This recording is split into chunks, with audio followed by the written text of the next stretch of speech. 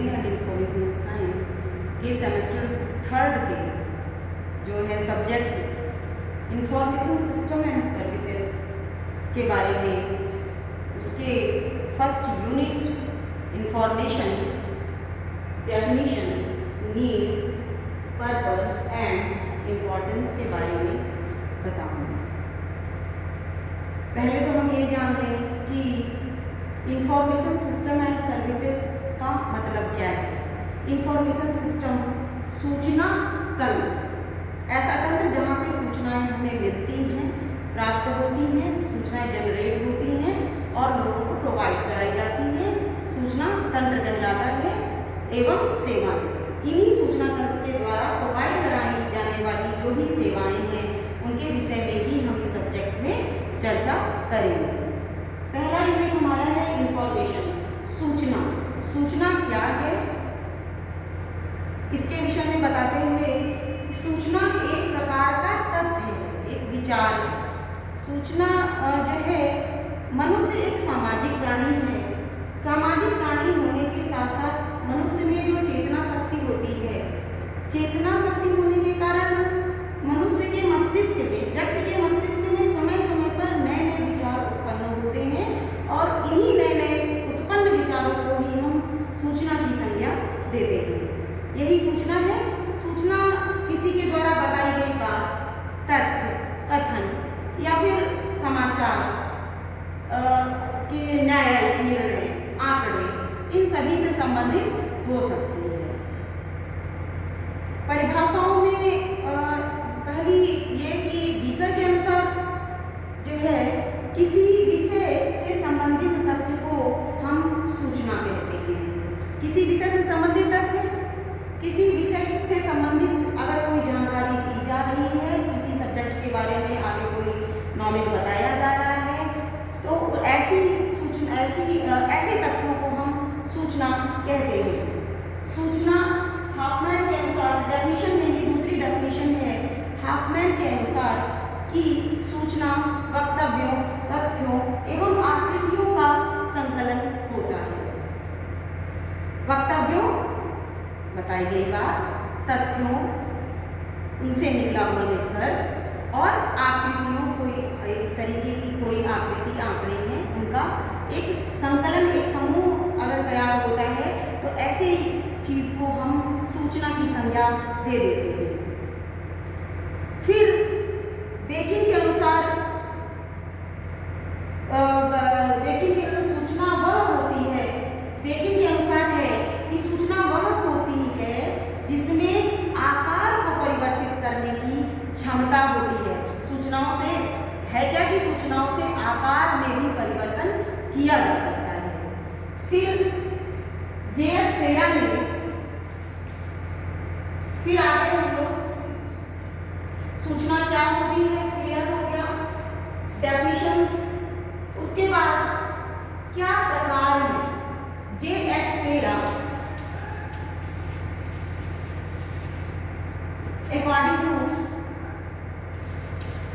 according to J.H. Serra,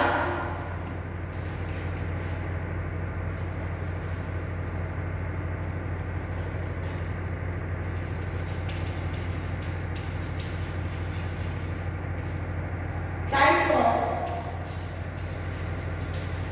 information.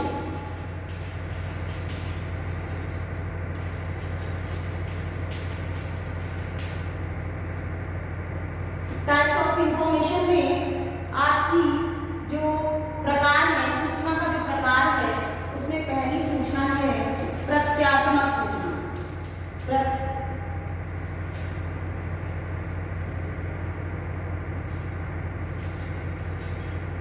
प्रत्यात्मक सूचना, प्रत्यात्मक सूचना वह सूचना होती है जिसमें किसी समस्या के अस्थिर क्षेत्र से संबंधित जो विचार हैं, जो परिकल्पनाएं हैं, ऐसे क्षेत्रों से जो निकल करके जो विचार मन में आते हैं, को ही हम प्रत्यात्मक सूचना कहते हैं। फिर दूसरी सूचना होती है अनुभव सिद्ध सूचना। अनुभव सूचना। अनुभव सिद्ध सूचना के अंतर्गत हम अपने जो शोध हैं और जो हमारे अनुभवों के आधार पर, शोध के आधार पर जो हमारे निष्कर्ष या आंकड़े जो हमें प्राप्त होते हैं, अनुभवों के आधार पर जो हमें एक रिजल्ट निकलता है किसी भी प्रश्न का, तो वही निकला हुआ रिजल्ट, वही निकला हुआ जो हमारा निष्कर्ष है, वो अनुभव सिद्ध सूचना कहलाता है। अगली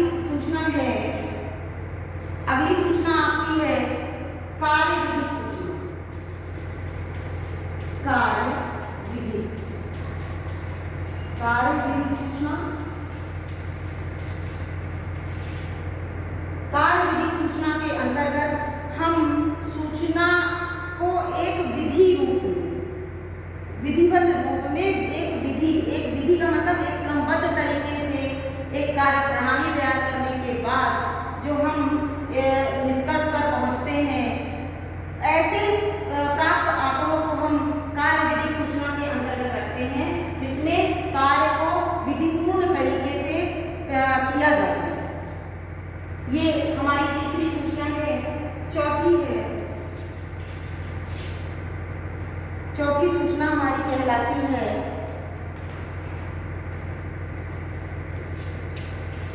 प्रेरक सूचना।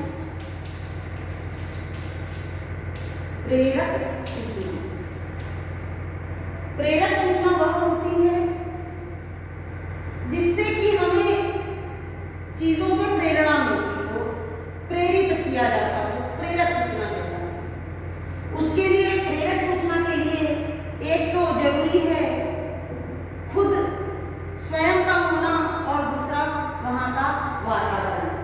किस प्रकार से हम उस वातावरण से प्रभावित होते हैं, स्वयं से किस प्रकार से हम प्रभावित होते हैं, या स्वयं को हम उस वातावरण के अनुकूल ढाल करके किस तरीके से हम उससे प्रभावित हो रहे हैं, या हम किसी अन्य व्यक्ति से प्रेरणा लेकर के, उससे प्रेरित होकर के हम जो है प्रभावित हो रहे हैं, से प्राप्त सूचना को ही हम प्रेरक सूचना कहते हैं। फिर है पांचवी, नीति संबंधी सूचना। नीति संबंधी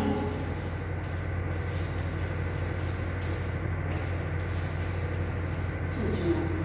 नीति संबंधी सूचना में जो है, नीति संबंधी सूचना का मतलब है, जिस तरीके से यहाँ पे वर्ड नीति, पॉलिसी, तो बिना पॉलिसी के किसी भी कार्य को करना तो पॉसिबल नहीं है।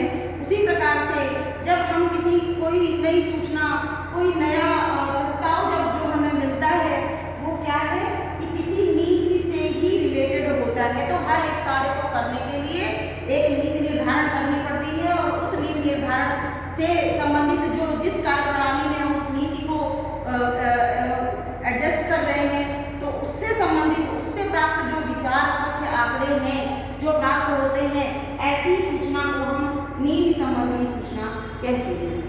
अगली सूचना है दिशा निर्देशित।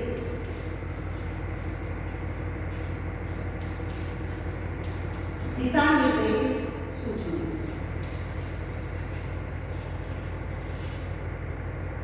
दिशा निर्देशित सूचना नाम से ही लग रहा है कि किसी चीज को इंडिकेट करना, पथ प्रदर्शित करना, समझाना, बताना, मार्गदर्शन करना।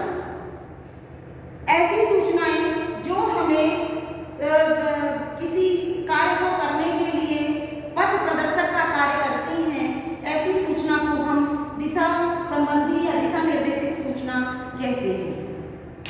ये सूचना के 6 प्रकार हैं जो कि जे.एच. सेरा जी के अनुसार बताए गए। उसके बाद बात हो रही है क्या आवश्यकता है या क्या पर्पस है। तो सूचना की आवश्यकता जो है, सूचना की आवश्यकता समाज में रह रहे हर एक व्यक्ति को, देश में रह रहे हर एक नागरिक को, हाँ, हर एक व्यक्ति को सूचना की आवश्यकता होती है, चाहे वो किसी भी आयु, जात, धर्म, वर्ग का व्यक्ति क्यों ना हो। बिना सूचनाओं के तो हमारा जो ये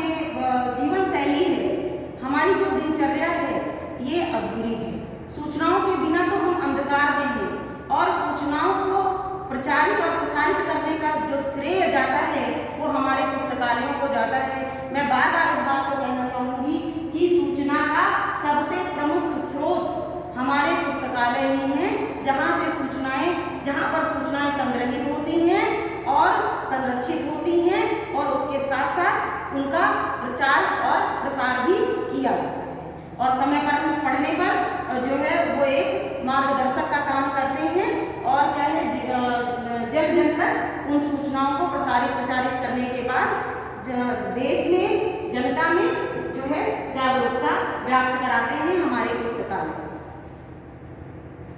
क्या आवश्यकता है पर चर्चा हो रही थी, तो आवश्यकता में सूचना की आवश्यकता हर एक व्यक्ति को समय समय पर या फिर प्रतिदिन ही सूचनाओं की आवश्यकता पड़ती है। जैसे कि शिक्षक को उसके शिक्षण कार्य से संबंधित सूचना की आवश्यकता, जो वो शिक्षण कार्य कर रहा है, जिस विषय से संबंधित शिक्षक है, जिस क्षेत्र से संबंधित व्यक्ति है, उसको उस क्षेत्र से संबंधित सूचना की आवश्यकता पड़ती है, जिससे कि वह शिक्षक व व्यक्ति अपने से संबंधित जो भी लोग हैं, जो भी पाठक वर्ग है, उसको जो है वो उसकी सूचना से उसे परिचित करा सके। फिर जो है महिलाओं को, जो गृहिणियां हैं, उनको उनके क्षेत्र से संबंधित सूचना की आवश्यकता, जो बच्चे हैं उनको उनसे संबंधित, उनके खेल मनोरंजन से संबंधित सूचना की आवश्यकता है।